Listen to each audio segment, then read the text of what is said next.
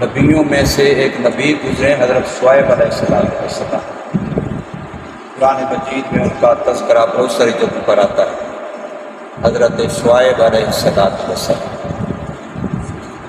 حضرت شعیب علیہ السلام کو جس علاقے جس قوم کی طرف نبی بنا کر کے بھیجا گیا تھا، قرآن مجید سے پتہ چلتا ہے کہ ان کا پیشہ تجارت تھا۔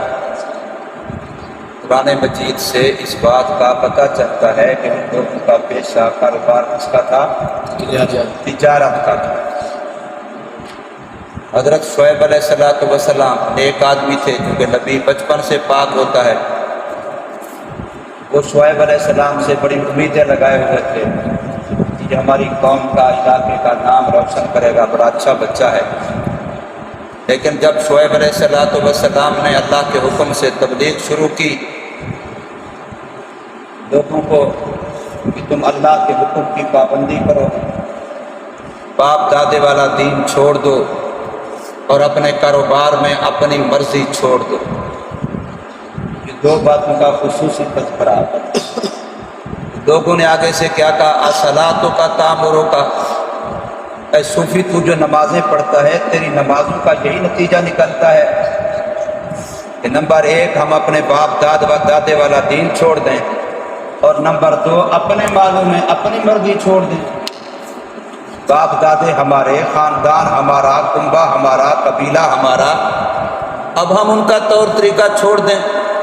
صدیوں سے خاندانوں سے جو ہمارا مذہب چلتا آ رہا ہے ہم وہ چھوڑ دیں تیرے کہنے پر، اور دکانیں ہماری، کاروبار ہمارا، پیسہ ہمارا، تجارت ہماری، مرضی ہماری نہ چلے، جو اس میں ہم چاہیں وہ ہم نہ کریں۔ تیری نیکی، تیری نمازیں، تیرا صوفی پن یہی ہمیں بتلاتا ہے اصلاتوں کا تامروں کا، کہ ہم ان دو کاموں کو چھوڑ دیں۔ اور قرآن نے ان کی تجارت کا تعارف یہ کروایا ہے کہ ان کی تجارت کے اندر جو خامی تھی سب سے بڑی وہ یہ تھی کہ ان کے لینے کا انداز اور تھا، دینے کا انداز اور تھا۔ اس سے چیز خریدنی ہے، لینی ہے تو اس کا انداز اور ہے، اور اگر کسی کو چیز بیچنی ہے تو اس کا انداز اور ہے۔ مطلب کیا بنتا تھا؟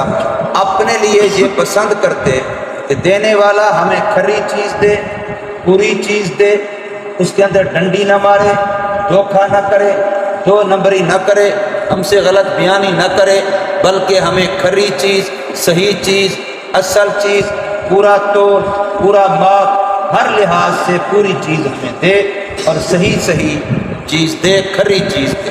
یہ ان کی چاہت تھی اپنے لیے۔ لیکن جب خود دینا ہوتا دوسروں کو، پھر کوشش یہ ہوتی کہ ہم دو نمبر چیز دیں، اس کے اندر خیانت کریں، اس کے اندر دھوکہ کریں، اس کے اندر دو نمبری کریں، اور چیز پوری نہ دیں۔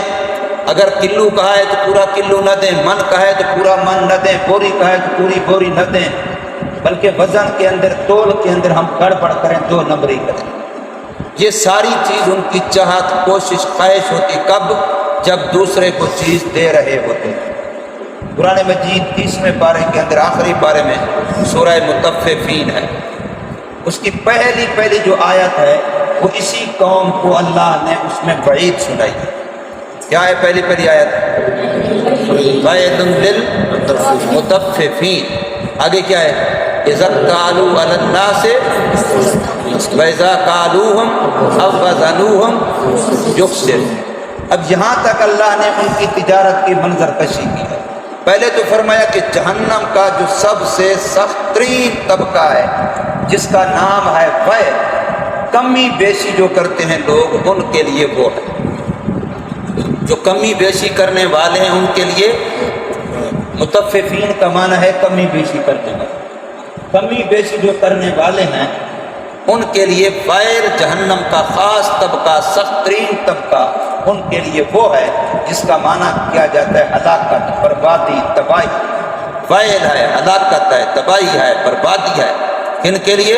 مطففین کے لیے، کمی بیشی کرنے والوں کے لیے، جو کہا ہے وہ پورا نہیں کرتے، جتنے کی طے کیا ہے وہ پورا نہیں کرتے، نہ مقدار پوری، نہ معیار پورا۔ نہ چیز کی کیفیت پوری نہ کمیت پوری، تو پھر 2 نمبری کرنے والوں کے لیے فرمایا فائل ہے۔ جب وہ لوگوں سے لیتے ہیں تو پھر پورا پورا لیتے ہیں، اور جب لوگوں کو تول کر کے یا برتھی کر کے دیتے ہیں یخسرون، تو وہاں کمی کرتے ہیں، وہاں گھاٹا کرتے ہیں۔ یہ مطففین والوں کی تفسیر کی ہے۔ مجھے یاد ہے کافی سال پہلے کی بات ہے، یہ پٹھان ساتویں جب میں ان کے علاقے میں گیا جوب میں، تو وہاں جوب کے اندر ایک بہت بڑی چھونی ہے، جو وہاں پہاڑی پولیس ہوتی ہے اس کی کئی 600 کی سے بھی زیادہ نفری تھی اس وقت۔ وہاں جو خطیب صاحب تھے وہ ہمارے دوست تھے، ہمارے علاقے کے تھے، وہ مجھے اس میں لے گئے۔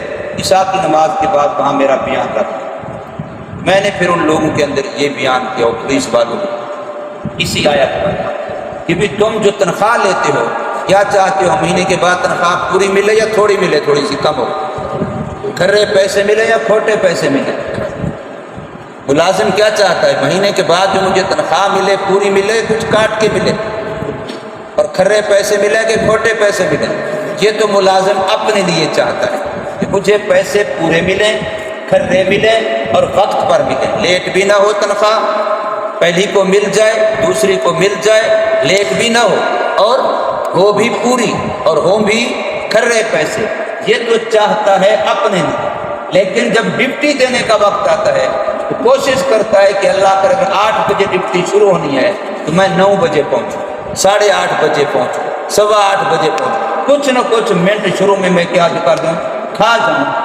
یہ اس کی کوشش ہوتی ہے کہ چلو 10-15 منٹ کی کیا بات ہے، آدھے گھنٹے کیا بات ہے، اور درمیان میں ڈپٹی دیتے ہوئے تو گپ شپ لگا لوں، تو موبائل کے ساتھ، تو فلاں کے ساتھ، تو ادھر ادھر۔ اور شام کو جس وقت فرض کرو اگر 8 بجے چھٹی ہونی ہے تو کوشش ہوگی کہ میں 1 گھنٹہ مجھے پہلے نکلنے کا موقع مل جائے، 1 گھنٹہ پہلے میں چلا جائے۔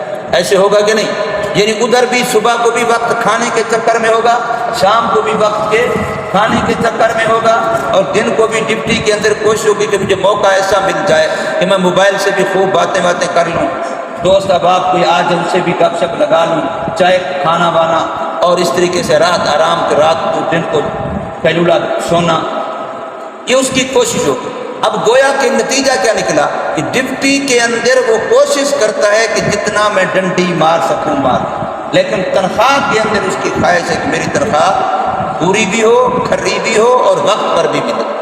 اب اس کا کیا مطلب؟ یہ شعیب علیہ السلام کی قوم کا حال ہے کہ نہیں ہے؟ اب میں نے تو یہ مثال دی ہے ایک چھوٹی سی، ورنہ پاکستان میں آپ چپراسی سے لے کر کے صدر وزیر اعظم تک دیکھیں، سارا حال کیا ہے؟ ہر بندے کی خواہش کیا ہے؟ ہر ملازم کی، چاہے وہ پرائیویٹ ملازم ہے چاہے وہ سرکاری ملازم ہے، آپ کسی کو اپنے دکان پہ پرائیویٹ ملازم رکھ دیں، کسی مدرسے کا استاد دیکھ لو، کسی مسجد کا امام دیکھ لو، یعنی سب سے حاضر باش طبقہ جو ہے وہ ہمارے مسجد کے ملازم، سب سے زیادہ پورے پاکستان میں حاضر باش طبقہ جو ہے وہ مسجد کا امام ہے، بیچارہ خادم ہے، مسجد کے ساتھ متعلقہ بندے سب سے حاضر باش، ورنہ باقی کسی محکمے میں دیکھیں تو اللہ خیر کرے کیا ہوا پڑا، لیکن ان کے اندر بھی بہرحال کچھ نہ کچھ کمی ہے، 100% پورے والی بات نہیں ہے۔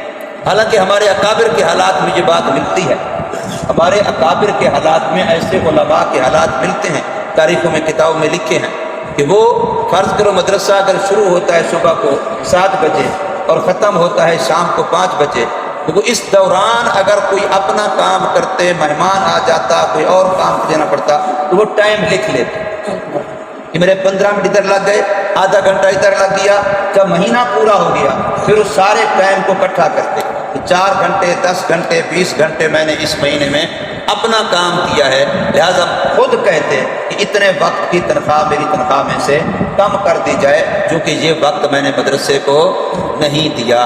ہمارے ایک دوست تھے، وہ مدرسے کے لیے فرض کرو کراچی چلے گئے چندہ لینے کے لیے مدرسے کا، اب ظاہر مدرسے کا کام گئے ہیں، خرچہ مدرسے کا ہونا ہے، لیکن وہاں جانے کے بعد اس کو ضرورت ہوئی کہ یہاں سے میں فلاں اپنے دوست کو ملنے چلا جاؤں، فلاں میں رشتہ دار رہتے اس کو ملنے چلا جاؤں، تو اس کے لیے وہ الگ سے اپنا خرچہ کرتے اور لکھ لیتے کہ یہ کیونکہ میں اپنا کام کیا تھا لہٰذا یہ خرچہ مدرسے میں سے نہیں ہوگا۔ شام کو یہاں بیٹھے ہوئے مطالعہ کر رہا ہے عالم، اور مدرسے کا بلب چل رہا ہے، وہ مطالعہ کر رہا ہے، اور مطالعہ کرتے کرتے مدرسے کا ٹائم ختم ہوا، مطالعہ پورا ہو گیا، اب اس نے کوئی اپنا ذاتی خط لکھنا ہے کسی بھی رشتہ دار عزیز کو، اس نے فوراً وہ بلب بند کروایا اور اپنا الگ انتظام کیا روشنی کا، پھر اس میں وہ خط لکھا کہ چونکہ یہ میرا ذاتی کام ہے، یہ کام اب مدرسے کے پیسے سے نہیں ہوگا۔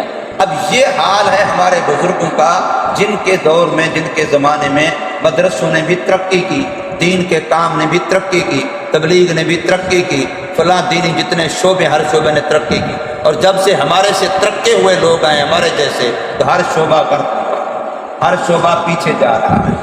اس کے اندر مین چیز جو ہمیں پتہ چلتا ہے وہ یہ چلتا ہے کہ یحب لأخیہ ما یحب لنفسہ، جب تو اپنے لیے یہ پسند کرتا ہے کہ مجھے تنخواہ پوری بھی ملے اور کھری بھی ملے، وقت پر بھی ملے، تو پھر تو بھی ڈیوٹی کیا دے، پوری بھی دے، کھری بھی دے اور وقت بھی پورا دے، اس میں کسی قسم کی ڈنڈی نہ مار۔ اب میں یہ بات ختم کر کے تمہیں صرف اتنا کہتا ہوں کہ اپنے بارے میں خود آپ دیکھ، ٹھیک ہے نا، کہ ہم اپنا ڈیوٹی کتنی دیتے ہیں، ہم اپنا کام کتنا پورا کرتے ہیں، اس میں کتنی ہم ڈنڈی مارتے ہیں۔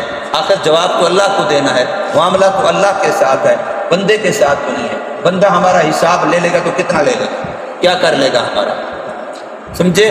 تو اس لیے ہم نے خود اپنا محاسبہ آپ کرنا ہے۔ حاسبوا قبل ان تحاسبوا، اپنا حساب کتاب اس سے پہلے ٹھیک کر لو کہ فرشتے خدا کی طرف سے آئیں اور تمہارا حساب کتاب کرنا شروع کریں، اس سے پہلے خود اپنا حساب کتاب ٹھیک کر لو، ورنہ فرشتوں نے حساب کتاب شروع کیا پھر اس کے بعد معافی والی بات نہیں ہوگی۔ اللہ تبارک و تعالی ہمیں سمجھ نصیب فرمائے، عمل کی توفیق۔